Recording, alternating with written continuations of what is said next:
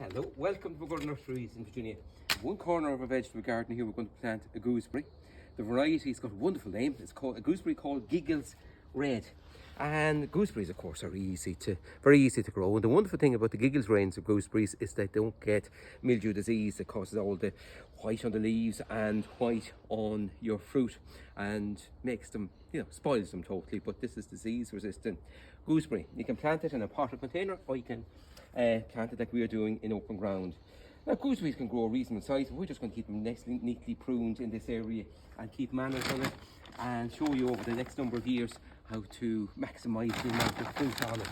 Now, to plant it, we dug out a decent sized plant, put a little bit of Super Thrive planting fertiliser at the bottom. Super Thrive is a wonderful planting fertiliser, reduces transplant shock, builds plant vigour, and is slowly released for the plant.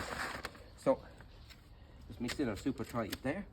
A little bit of, we'll mix a little bit, not that the soil is good and rich in this area anyway, but a little bit of well compost just for underneath and back in around to make sure that our Giggles gooseberry gets off to a great start. So this is Giggles Red, so gooseberry Giggles Red. Out he comes out of his pot. This time of year now to plant them.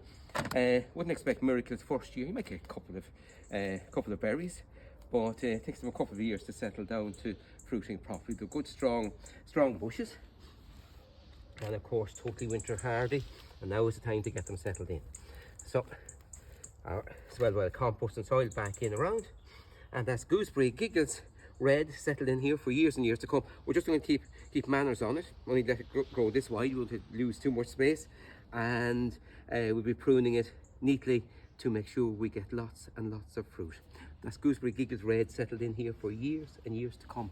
Goodbye for now. Enjoy your garden.